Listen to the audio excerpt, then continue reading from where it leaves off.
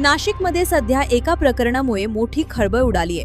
राज्य महिला आयोगाच्या अध्यक्षा रुपाली चाकणकर यांनी अचानक नाशिक दौरा करत थेट एका कुटुंबाची भेट घेतली आणि त्यानंतर या प्रकरणाची चर्चा राज्यभर सुरू झालीये। एका बाजूला SIT चौकशीची मागणी होते, तर दुसऱ्या बाजूला या संपूर्ण प्रकरणावर राजकीय प्रतिक्रिया देखील समोर येत आहेत। त्यामुळे आता हे प्रकरण नेमकं काय आहे आणि रुपाली चाकणकर यांच्या भेटीनंतर पुढे काय होणार याकडे सगळ्यांचं लक्ष लागलंय।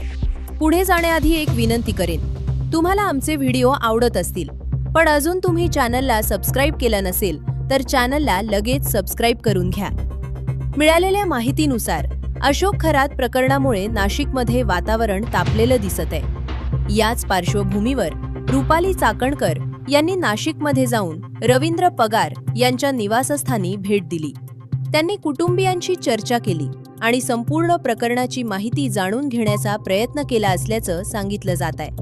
मात्र या भेटीदरम्यान नेमकी काय चर्चा झाली याबाबत अधिकृत सविस्तर माहिती अद्याप समोर आलेली नाही। या भेटीनंतर सोशल मीडियावर आणि राजकीय वर्तुळात चर्चांना आणखी वेग आलाय। अनेकांकडून या प्रकरणात निष्पक्ष चौकशीची मागणी होत आहे। काही जण SIT चौकशीची मागणी करत आहेत, तर काही लोक प्रशासनानं तातडीनं कारवाई करावी अशी मागणी करत आहेत। दरम्यान राज्य महिला आयोगाच्या अध्यक्षा म्हणून रुपाली चाकणकर यांची भूमिका महत्त्वाची मानली जात आहे।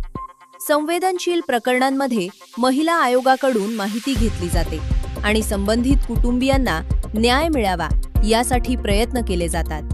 त्यामुळे त्यांचा हा दौरा चर्चेचा विषय ठरलाय।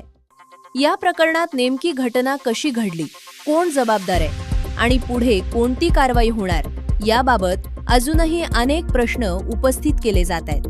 पोलीस आणि प्रशासनाकडून तपास सुरू असल्याची माहिती मिळत आहे, मात्र अनेक मुद्द्यांवर अधिकृत माहिती अद्याप स्पष्ट नाही। SIT चौकशीबाबतही सध्या कोणताही अंतिम निर्णय जाहीर करण्यात आलेला नाही।